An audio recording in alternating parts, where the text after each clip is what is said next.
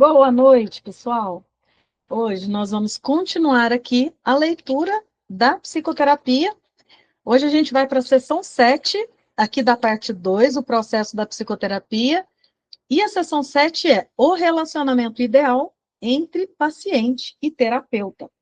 Então vamos começar aqui no parágrafo 1.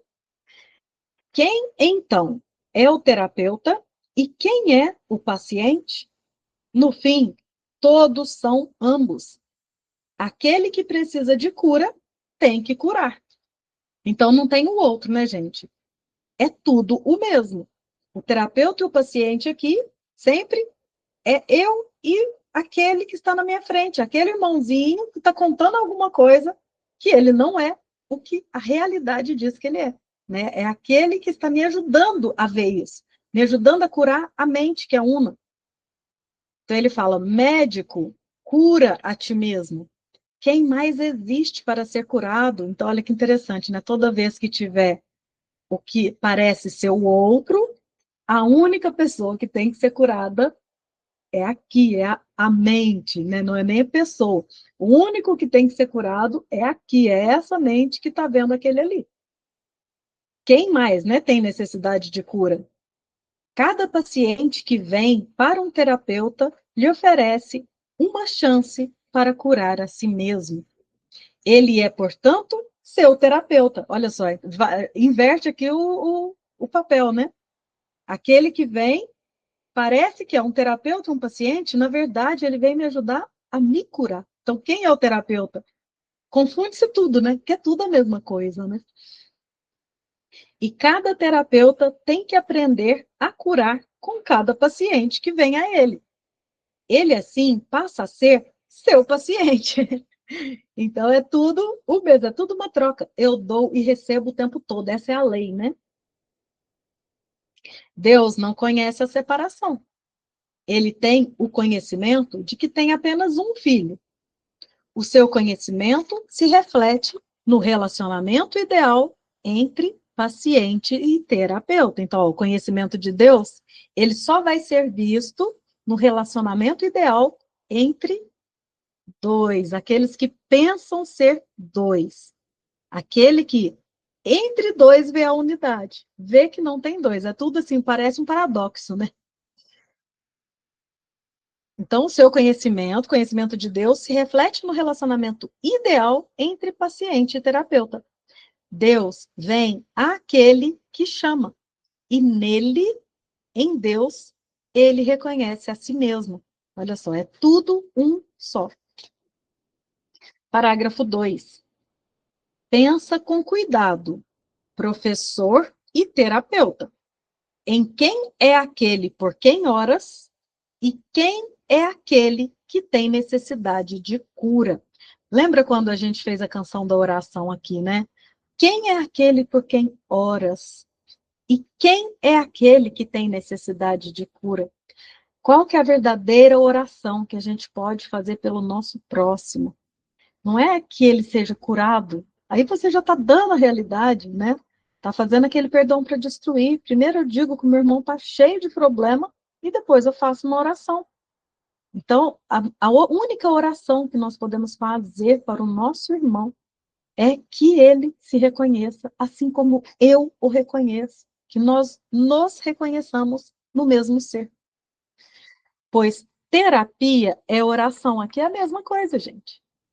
E a cura é o seu objetivo e o seu resultado. Terapia é oração, é ver o seu próximo como a si mesmo. Você vê que esse livro fala 1.500 páginas e fala a mesma coisa o tempo todo. Quando eu comecei a ler esse livro aqui, alguém falava assim: nossa, gente, esse livro fala a mesma coisa o tempo todo. Eu falava: como assim? Como fala a mesma coisa o tempo todo? Não parece. Quando a gente não compreende a profundidade e lê com a nossa mente aqui racional, a gente não percebe que ele está sempre falando a mesma coisa, mesmo usando várias palavras diferentes. O que é a oração, senão a união de mentes em um relacionamento no qual Cristo pode entrar?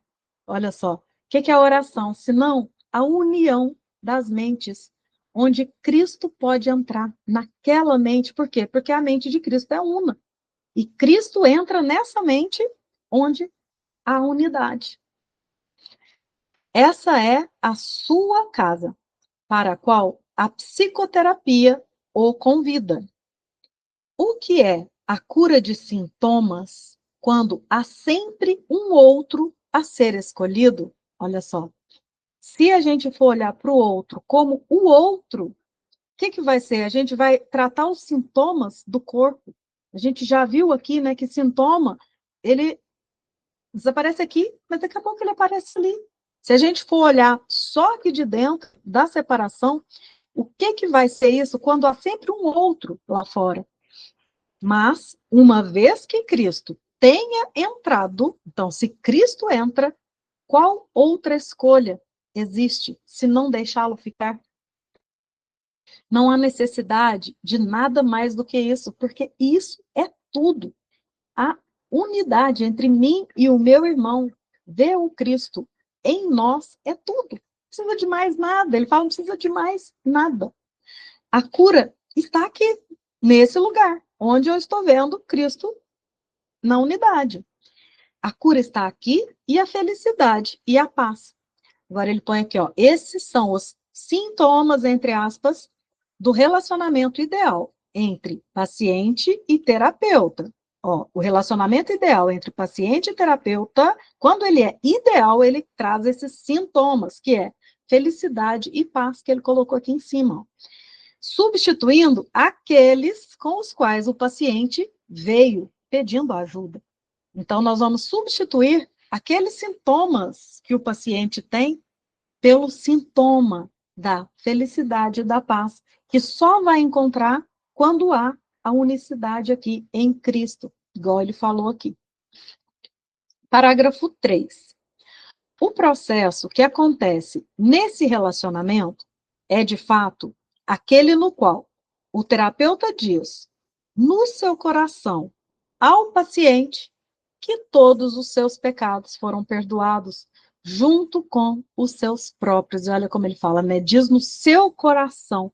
O coração aqui representando essa verdade, né? De verdade mesmo. Ele diz no seu coração que todos os pecados do paciente, do seu próximo, foram perdoados junto com os seus próprios. Está vendo que ele está falando a mesma coisinha? Quando você olha para o outro e diz os seus pecados, quando Jesus falava, né? Jesus curava o outro, falava assim, seus pecados estão perdoados. E os doutores da lei falavam, como assim? Quem que é esse que perdoa pecados? Ele só estava falando isso daqui, gente. O que é o perdão dos pecados? Não vejo separação entre nós. É só isso que ele falava. Seus pecados foram perdoados. Não tem separação entre nós. Qual poderia ser a diferença entre cura e perdão? Aí é a mesma coisa. Cura e perdão é a mesma coisa. Só Cristo perdoa, conhecendo a sua impecabilidade. Então aqui, né, ele coloca que só Cristo perdoa, por isso que a gente viu que o perdão é parte do Espírito Santo. Nós, como separados, não perdoamos, né? Aqui, o que a gente faz aqui na separação?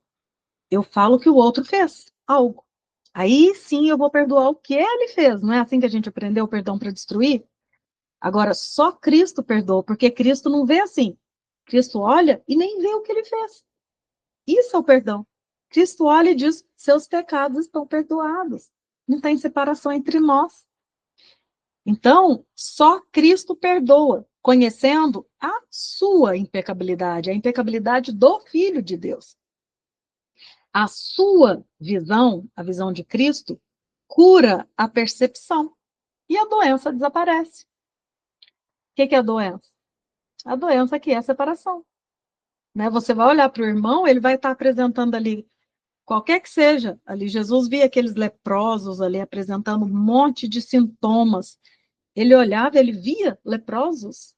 Não, ele via além daquilo, né? Então, nesse ponto, ele cura a percepção da ilusão. Aí a doença desaparece. E aqui também a doença da separação, né? Que é em última instância. E também não retornará outra vez. Olha lá, quando a gente faz a cura aqui do mundo, né, logo vem em outro lugar. Aparece em outro lugar, aparece de outra maneira. Agora, vendo com os olhos de Cristo, não retorna, pois a causa foi removida, a causa, né, foi na mente. Não foi perdão aqui, foi na mente, foi o perdão da ideia de separação. Isso, no entanto, precisa da ajuda de um terapeuta muito avançado, capaz de se unir com o paciente em um relacionamento santo, no qual todo o senso de separação é finalmente vencido. Olha só, o relacionamento santo aqui, né, que é tão falado no livro. Ó, ele fala que isso aqui, até eu estava falando com vocês antes, né? Eu falei, gente, imagina a gente poder ver isso em todos, ter um relacionamento santo com tudo e todos que eu encontrar no meu dia. Por isso, o terapeuta avançado é esse que já treinou a ver no seu irmão o relacionamento santo. E o relacionamento santo não quer dizer que eu estou me dando bem com meu irmão, de abracinho, de beijinho. Não, o relacionamento santo, sabe aquele irmão que está ali falando com você com raiva, com ódio? É aqui, você olhar para ele e tirar o senso de separação daquele irmão. Então, você acha que esse relacionamento santo é um relacionamento bonzinho, que não tem briguinha, que não tem nada? Relacionamento santo é você ver com olhos desse terapeuta avançado aqui. E ver que mesmo diante de qualquer coisa que se presente na sua frente, um ato de violência, né, que a gente vê na TV, na internet, tudo isso, olhar para isso como relacionamento santo, onde todo o senso de separação é vencido, você poder olhar para tudo e não ver separação. Isso é um terapeuta avançado. Parágrafo 4. Para isso, uma coisa e só uma coisa é necessária: que o terapeuta não se confunda de forma alguma com Deus. A gente vê aqui no livro, ele fala para nós que a única diferença nossa para Deus, do filho, nossa não como o corpo, do filho para Deus, é que Deus criou o filho. Essa é a única diferença do pai para o filho, né? E aqui, quando ele fala uma coisa necessária, que o terapeuta não se confunda de forma alguma com Deus.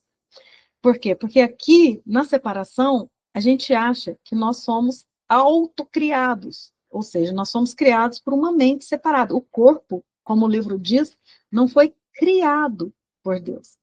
O filho foi criado por Deus. Agora, o filho sonhou, imaginou, alucinou, e assim veio aqui em ilusão, experimentar uma ideia de separação, né? E agora eu acho que eu me criei. Porque eu sou esse corpo. Quando você se confunde completamente com o corpo, você é autogerado.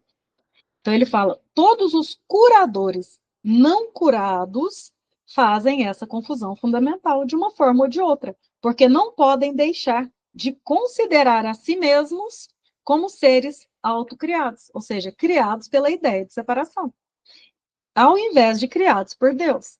Então, aqui ele fala, o curador não curado é aquele que age por si só, né? Não aquele que age pelo Espírito, pela visão de Cristo. É aquele que acha que ele realmente cura, vem dele, né? Vem de mim.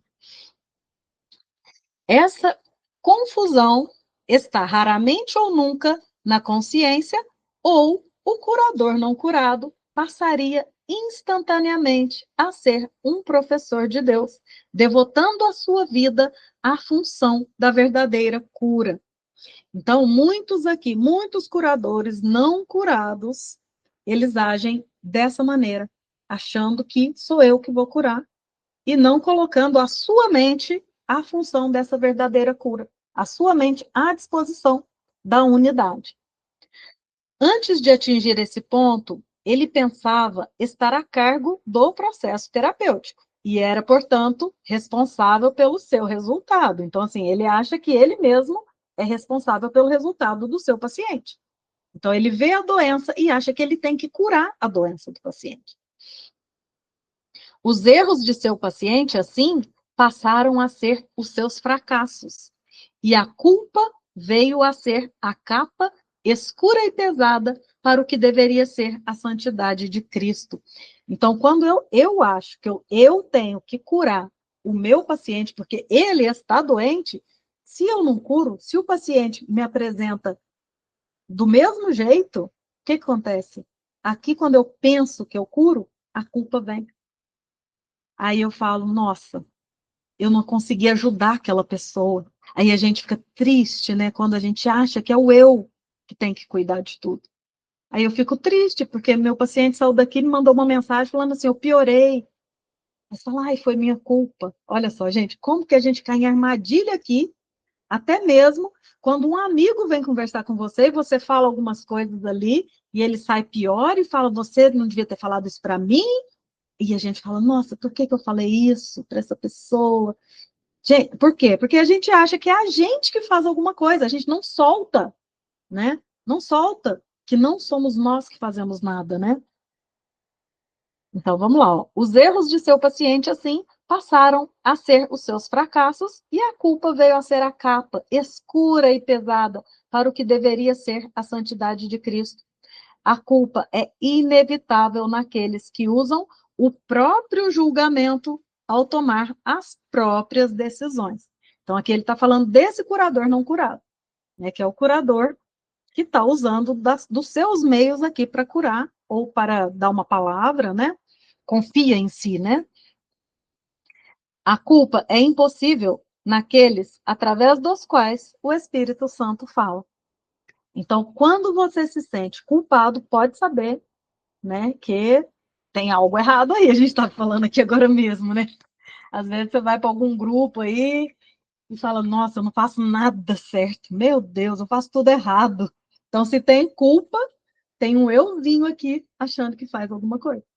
A gente não está deixando isso a cargo daquele que é a nossa mente corrigida, que é ela que olha para tudo, né?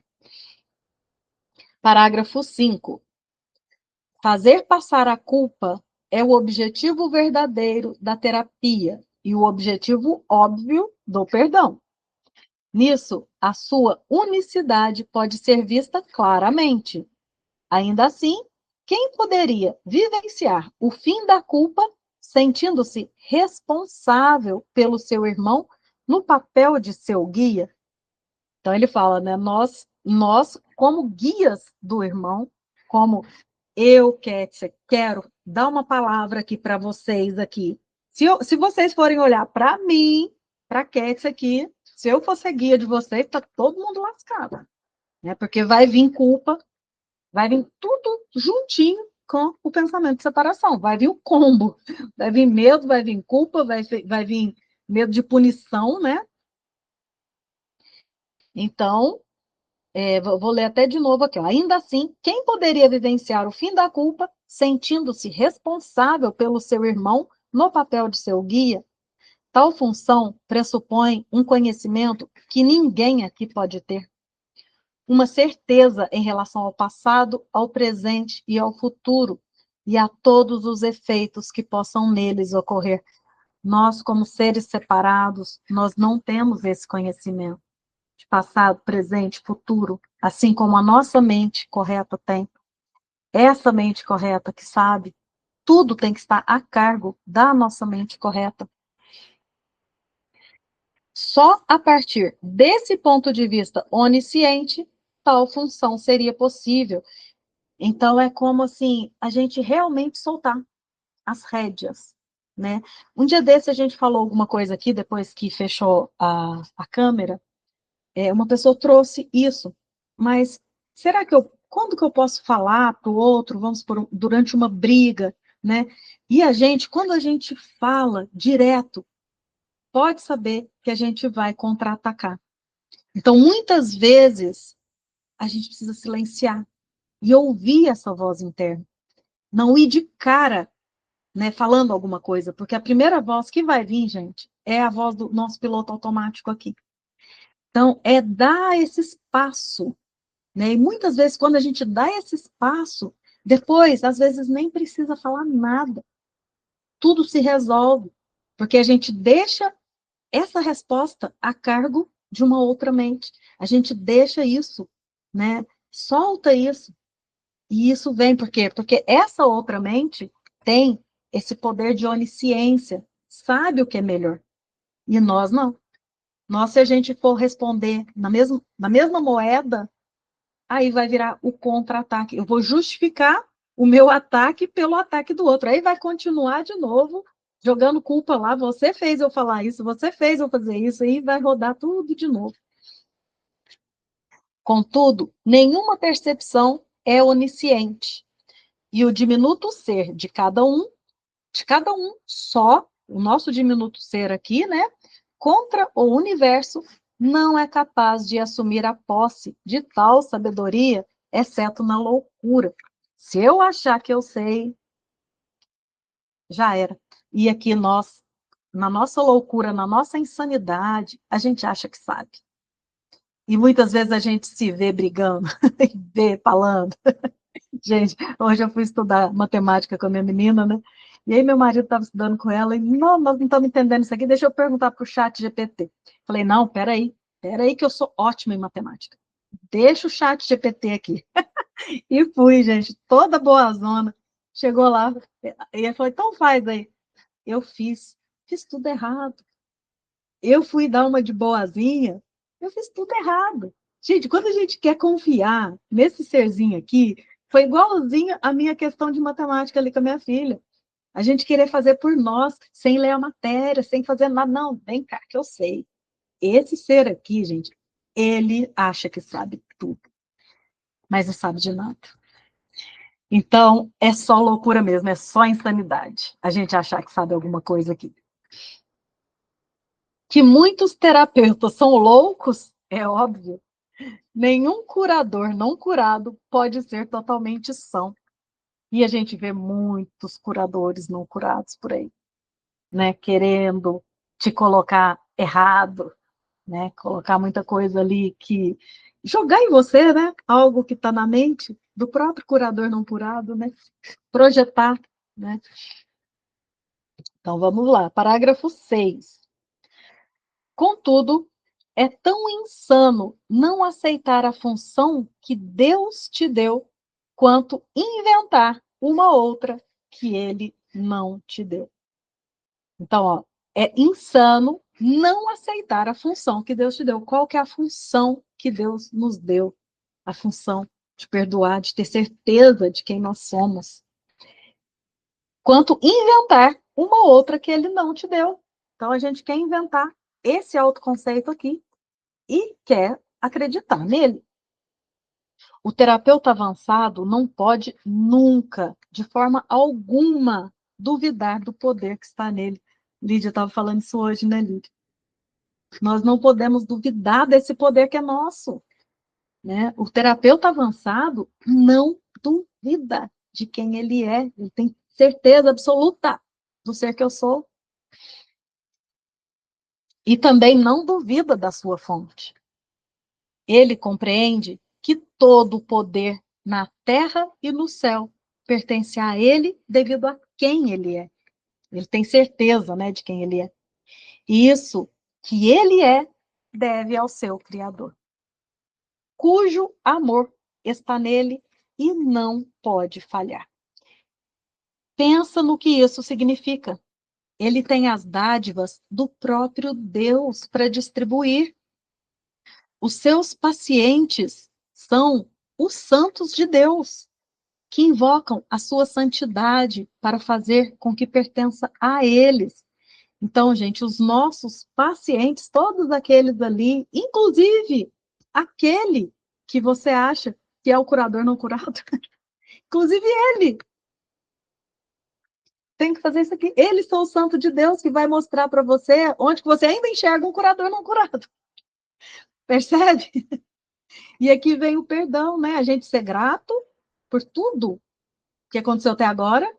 E nesse degrauzinho que a gente está aqui, dessa escada, nesse instante agora, desse aprendizado que eu tenho nesse instante, é esse que eu carrego. né? É o instante onde eu vejo que aquele ali fora, ele é o santo de Deus. Os pacientes são os santos de Deus que invocam a sua santidade para fazer com que pertença a eles. E à medida que ele a dá, eles contemplam a face resplandecente de Cristo, que retorna o olhar que eles lhe dão. Então, à medida que eu dou, o que eu contemplo no meu irmão é a face de Cristo. Vê que está falando a mesma coisa? Tudo de novo.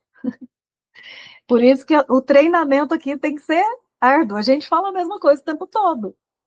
Então, durante o nosso dia, é isso que a gente tem que aplicar o tempo todo. Aquele irmãozinho ali é meu salvador. Porque ele está me mostrando que eu ainda acredito que tem um ali. E ele vai me mostrar todo o conteúdo da minha mente. E eu abençoo esse irmão por me mostrar o que eu ainda acredito, né? 7. Os insanos, pensando que são Deus, não têm medo de oferecer a fraqueza ao Filho de Deus. Aí ele oferece a fraqueza porque ele vê no outro diferença. Ele vê o outro doente. Mas o que vem nele por causa disso, de fato, os atemoriza. O curador não curado não pode, senão, ter medo de seus pacientes e suspeitar neles a traição que vê em si mesmo. Olha só, o curador não curado, por que ele tem medo dos seus pacientes? Porque ele sabe que o seu paciente pode te mostrar a sua verdade, mas o curador não curado, ele não quer ver a sua verdade. Ele ainda vê a separação, né? Ele tenta curar e algumas vezes pode conseguir, mas não terá sucesso, exceto em certa medida e por pouco tempo. Ele não vê Cristo naquele que chama. Que resposta pode dar àquele que parece ser um estranho, alheio à verdade e pobre em sabedoria? Olha só, que resposta, vou até voltar aqui. Que resposta ele pode dar àquele que ele está vendo como diferente dele, ó, estranho, alheio à verdade, pobre em sabedoria, sem o Deus, aqui com letra minúscula, ó, sem o Deus que tem que lhe ser dado, o ego, né? O Deus que você dá, aquele outro que você enxerga, isso tudo aqui, ó, você vê o Deus do ego nele, o Deus da separação, porque você está vendo ele completamente estranho, alheio. Contempla o teu Deus, com letra maiúscula, contempla o teu Deus nele, pois o que vês será a sua resposta. Mais uma vez ele falando do espelho aqui. Contempla o teu Deus nele, vê a unidade nele, que o que vês será a sua resposta. A resposta aqui com letra maiúscula também. Então, a resposta aqui é o Cristo. 8. Pensa no que a união de dois irmãos realmente significa. E depois, esquece o mundo e todos os seus pequenos triunfos e seus sonhos de morte. Aqueles que são o mesmo são um só. E nada agora pode ser lembrado do mundo da culpa. Então, olha, o que a união de dois irmãos realmente significa? Ó? O que ele fala aqui para a gente? Ó? Primeiro você pensa no que essa união entre você e seu irmão realmente vai significar. E depois você esquece do mundo, esquece aqui toda a separação, todos os seus pequenos triunfos e seus sonhos de morte, esquece tudo. Aqueles que são o mesmo são um só. E nada agora pode ser lembrado do mundo da culpa. Então, quando você enxerga o outro nessa maneira, tudo o que você for olhar para fora vai te relembrar da mesma coisa. Você não vai se lembrar mais nada do mundo da culpa. Tudo que olhar para ele vai refletir a unidade. A sala passa a ser um templo. A rua, um riacho de estrelas que passa de leve por cima de todos os sonhos doentios. Não? Tudo passa a ser visto como a realidade, a unidade. Então, isso aqui é o que ele fala, né, de o sonho feliz, mundo real. A sala passa a ser um templo, a rua, um riacho de estrelas. Onde você passar, o mundo real está ali. A cura está realizada, pois o que é perfeito não precisa de cura. E o que resta para ser perdoado, onde não há nenhum pecado, olha só, a cura aqui está realizada, por quê? O que é perfeito não precisa de cura. Acabou. O perdão foi entregue aqui. Aqueles dois, né? Na união de dois. Quando você e o outro já se tornaram o que vocês são na realidade. 9. Ser grato terapeuta, por poderes ver por poderes ver coisas tais como essas, se apenas compreenderes o teu papel corretamente. Então, se a gente apenas compreende qual o nosso papel, essa é a nossa gratidão, de poder ver o outro como a mim mesmo.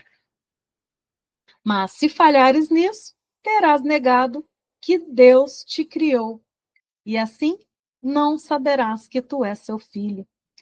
Se a gente falha nesse perdão, nessa unidade, a gente nega a criação de Deus, a gente nega que nós somos o próprio Filho. E aqui a gente dá autoria para a nossa criação através de um pensamento separado.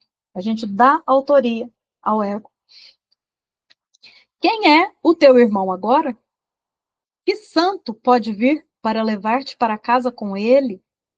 Tu perdeste o caminho e podes agora esperar ver nele uma resposta que ele está perguntando. Ó. Tu perdeste o caminho e podes agora esperar ver nele uma resposta que te recusaste a dar?